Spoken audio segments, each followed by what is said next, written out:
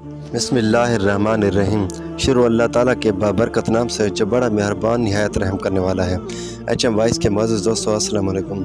ناظرین، حضرت صالح علیہ السلام کو اللہ تعالیٰ نے قوم سمود پر نبی بنا کر بھیجا۔ یہ قوم بت پرستی کو اپنا دین سمجھتی تھی۔ جب حضرت صالح علیہ السلام نبی مبعوث ہوئے تو اس وقت آپ کی عمر مبارک 16 برس تھی۔ حضرت صالح علیہ السلام نے اپنی قوم کو 104 سال تک کی تبلیغ کی، لیکن کسی نے بھی آپ کی نبوت کی تصدیق نہ کی۔ آخر کار حضرت صالح علیہ السلام نے قوم سے کہا، آؤ آپس میں ایک منصفانہ فیصلہ کرتے ہیں۔ میں تمہارے بتوں سے اپنی حاجت طلب کروں گا۔ اگر بتوں نے میری حاجت پوری کر دی تو میں دین کی تبلیغ چھوڑ دوں گا، اور اگر بتوں نے میری حاجت پوری نہ کی تو تم سب اپنا مطالبہ میرے سامنے رکھنا، میں اسے اللہ کے بارگاہ میں پیش کروں گا۔ اللہ نے تمہارا مطالبہ پورا کر دیا تو تم ایمان لاؤ گے اور بت پرستی چھوڑ دو گے۔ صاحب نے یہ کہا، معقول پیشکش ہے، ہمارے بتوں سے کچھ مانگ کر تو دیکھو، وہ سب کچھ آپ کو دیں گے۔ قوم نے حضرت صالح علیہ السلام نے ایک دن مقرر کیا۔ وہ دن مشرکین کی عید کا دن تھا۔ اس دن لوگ گھروں سے بت کندھوں پر اٹھا کر نکلے اور صحرا میں آئے۔ انہوں نے اپنے بتوں پر بڑا ناز تھا۔ انہوں نے بت زمین پر رکھے اور ان کو راضی کرنے کے لیے رقص کیا، یہاں تک کہ پوجا کرتے کرتے دوپہر ہو گئی۔ پھر انہوں نے اپنے بتوں کی حمد و ثنا کرتے ہوئے انہیں مخاطب کر کے کہا، اے ہمارے معبود، آج کے دن ہمیں تمہاری مدد کی خاص ضرورت ہے۔ آج صالح علیہ السلام تم سے جو کچھ مانگی اس کی حاجت روائی کرو، ورنہ وہ ہمیں رسوا کر دے گا۔ اس کے بعد انہوں نے حضرت صالح علیہ السلام سے کہا، جاؤ اور ہمارے بتوں سے جو دل میں آئے مانگ لو، وہ تمہیں دے دیں گے۔ چنانچہ حضرت صالح علیہ السلام سب سے بڑے بت کے پاس گئے اور آپ نے اسے آواز دی، لیکن بت کی طرف سے کوئی جواب موصول نہ ہوا۔ آپ دوسرے بت کے پاس گئے، اسے مخاطب کیا، لیکن وہاں سے بھی کوئی جواب موصول نہ ہوا۔ حضرت صالح علیہ السلام باری باری سب بتوں کے پاس گئے، لیکن کہیں سے بھی جواب نہ ملا۔ یہ منظر وہاں کے لوگ اپنی آنکھوں سے دیکھ رہے تھے۔ حضرت صالح علیہ السلام نے مشرکین سے کہا، تمہارے بت مجھے جواب کیوں نہیں دیتے؟ انہیں کوئی سنائی نہیں دیتا؟ مشرکین اپنے بتوں کے سامنے سجدے میں گر پڑے اور انہوں نے اپنے سروں پر خاک ڈالی اور گڑ گڑا کر بتوں سے کہا کہ کچھ تو بولو، لیکن کسی بت کی طرف سے کوئی جواب موصول نہ ہوا۔ حضرت صالح علیہ السلام دوبارہ بتوں سے خطاب کیا، لیکن کسی بھی بت نے جواب نہ دیا۔ مشرکین اپنے بتوں کی یہ لاچاری دیکھ کر زور زور سے رونے لگے، لیکن بت پھر بھی خاموش رہے۔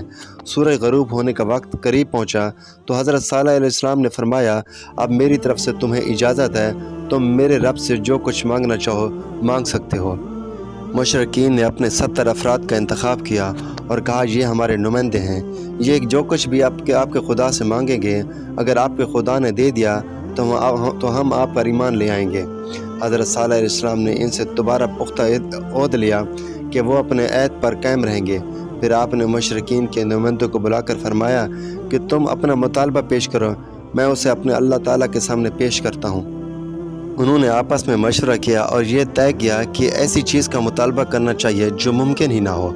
باہمی مشورے کے بعد وہ حضرت صالح علیہ السلام کے پاس آئے اور کہا کہ آپ ہمارے ساتھ سامنے والے پہاڑ کے پاس چلیں۔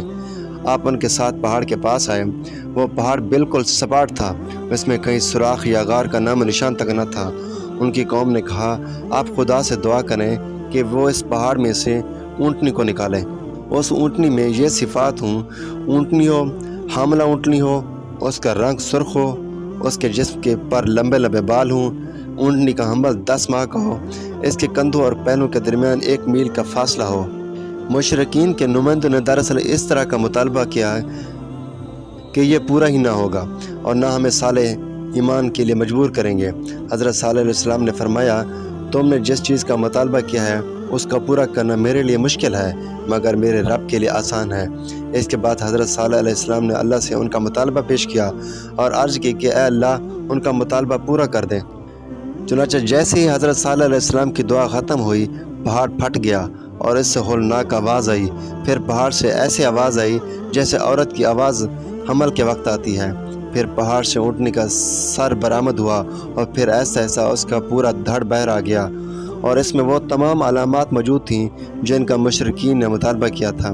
مشرکین کے نمائندوں نے جب یہ اللہ تعالیٰ کی قدرت دیکھی تو بے ساختہ کہا کہ اے صالح، تیرے رب نے بہت جلدی تیری دعا قبول کر لی ہے، آپ اپنے رب سے کہو یہ اونٹنی بچے کو جنم دے۔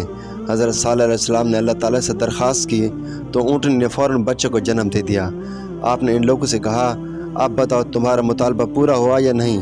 انہوں نے کہا ہمارا مطالبہ واقعی پورا ہو چکا ہے، آپ صلی اللہ علیہ وسلم ہمارے ساتھ ہماری قوم کے پاس چلیں، ہم نے جو کچھ دیکھا انہیں اس کی خبر دیں گے تاکہ وہ آپ پر ایمان لائیں، اور جہاں تک ہمارا تعلق ہے ہم آپ پر ایمان لاتے ہیں اور آپ کی تصدیق کرتے ہیں۔ حضرت صالح ان کی بات سن کر خوش ہو گئے اور انہیں لے کر قوم کی طرف روانہ ہو گئے۔ راستے میں 64 افراد اپنے ایمان سے ہٹ گئے اور مرتد ہو گئے، اور انہوں نے کہا کہ ہم نے جو کچھ دیکھا وہ سب جادو ہے۔ البتہ 70 میں سے 6 افراد اپنے ایمان پر قائم رہے۔ پھر ان لوگوں نے اپنی قوم کے سامنے پہاڑ سے اونٹنی کی ولادت کا واقعہ بیان کیا اور لوگوں سے ایمان و تصدیق کا مطالبہ کیا، لیکن ایک شخص نے بھی اسلام قبول نہ کیا۔ اونٹنی بہت بڑی تھی اور اسے اپنے وجود کے مطابق پانی کی بھی ضرورت محسوس ہوتی تھی۔ جب وہ کسی تالاب یا چشمے پر جاتی تو وہاں کا سارا پانی پی جاتی تھی۔ لوگوں نے حضرت صالح کے پاس اس بات کی شکایت کی تو آپ نے فرمایا آئندہ ایسا نہیں ہوگا، ایک دن تم پانی پینا اور ایک دن اونٹنی پانی پیے گی۔ جس دن اونٹنی پانی پیے گی اس دن تم سب لوگ پانی نہیں پیو گے، تم دودھ پیو گے۔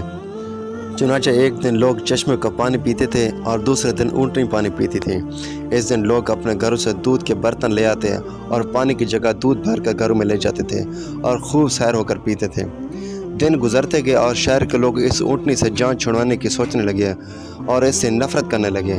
انہوں نے اونٹنی کو قتل کرنے کے لیے 2 لوگوں کو منتخب کیا، ایک کا نام قطار تھا اور دوسرے کا نام مسدہ تھا۔